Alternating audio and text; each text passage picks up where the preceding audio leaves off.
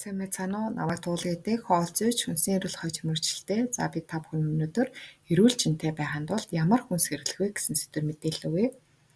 За нэгдүгээр нь пробиотик хүнс хэрэглэх хэрэгтэй. Пробиотик хүнс гэдэг нь гисний ашигтай бичил биднүүдийг агуулсан хүнсийг хэлдэг. За жишээлбэл тараг, айраг, хоормог, за дарсан байцаа, кимчи их мэд хүнс ордог. За эдгээр хүнс нь хоолны туршилт бууруулж сатгалан мэт мэдрэмж төрүүлдэг GLP-1 гэдэг дааврын үйл ажиллагааг дэмждэг байна. За мөн бүдүүн нарийн гидсний хэвийн үйл ажиллагааг дэмжснээр хоол боловсрол шимтгэлтийг сайжруулдаг байна. За мөн өрсөлийн процессыг бууруулдаг байна. За дараагийн дугаарт пребиотик буюу эслэгээр баялаг хүнс хэрэглэх хэрэгтэй.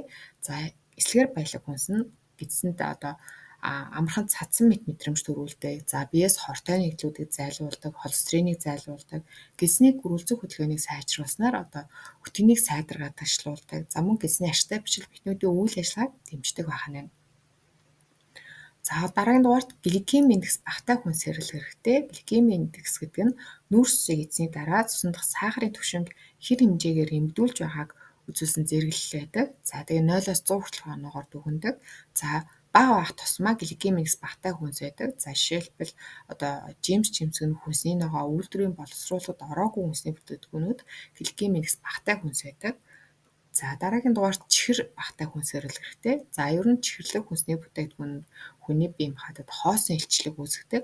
Энэ нь зөвхөн энгийн нүүрс ус, энгийн сахар агуулдаг. За тэгээд их хүний биед илчлэг л өгөөд идэг. Бусад шаардлагатай шинж бодис буюу уураг, амин дэм, эрс зойцыг агуулдаг хүнсийг хэлдэг.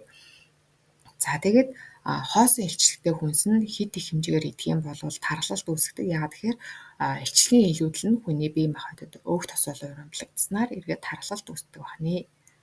За дараагийн дугаарт уургаар баялаг хүнс хэрэглэх хэрэгтэй. Уургаар баялаг хүнс нь мөн хүний бие махбодод цадах мэдрэмжийг бас төрүүлдэг байна. За булчингийн маасыг хадгалдаг, өөх тос болох урамлагдах нь бага байдаг. За мөн амархан цадах мэдрэмжийг төрүүлдэг лептин гэдэг дааврыг идэвхжүүлдэг байна. За дараагийн дугаарт гүн ногоонгийн ногоо хэрэглэх хэрэгтэй. Гүн ногоонгийн ногоо нь эслэгээр баялаг байдаг. За мөн бета каротин буюу А амин дэм урьд утсыг агуулдаг. За ЦК амин дэм, кальц, төмөр, магнаар баялаг байдаг. За мөн эсвэлтийн эсрэг бодис буюу антиоксидант бодисуудаар баялаг байдаг. Ингэснээр янз янзын халдварын бус өвчлөөс сэргийлэх боломжтой, өшрөлтийн процессыг удаашруулдаг. За мөн хлорофилл буюу байгалийн ногоон өнгийг бүрдүүлээд байгаа будагч бодисыг агуулдаг. Энэ бодис нь бие махбодоос хортой нэгдлүүдийг зайлуулдаг, цусыг цэвэршүүлж өгч идэг, ийм ачаал бүтэлтэй бодис байж идэг. Тийм болохоор гүн ногоонгийн ногоо бас хэрэглэх хэрэгтэй байна.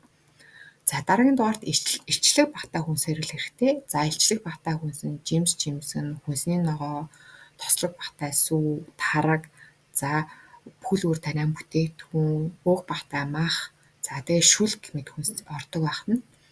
За дараагийн дугаарт шингэн зүйл сайн уух хэрэгтэй. За өглөө босоод 1-2 аяга халуун бүлээн ус уух хэрэгтэй. За усандаа баг зэрэг хужир хийж болно, дангаар нь усан ч болно. За усыг ер нь бол аль болох хоол хооронд сайн уух хэрэгтэй. За хоолноос 30 минутын өмнө хоол идснээс 1 цагийн дараа ус уух хэрэгтэй. За тэгээ усыг нэмэгтэй, зүгийн балтай, цагаан гаатай, за дангаар нь гэмэд олон байдлаар ууж болно.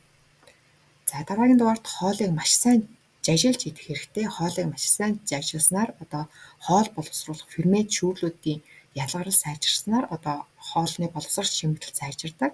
За мөн маш сайн жажилж идснээр мөн амархан цадсан мэт мэдрэмж бас төрдөг байна. За тэгээд хоол боловсрол шимтгэл сайжирснаар хоолноос шаардлагатай шинж бодисудаа маш сайн авах боломжтой болдог. Тийм болохоор аль болох маш сайн жажилж идэх хэрэгтэй байна.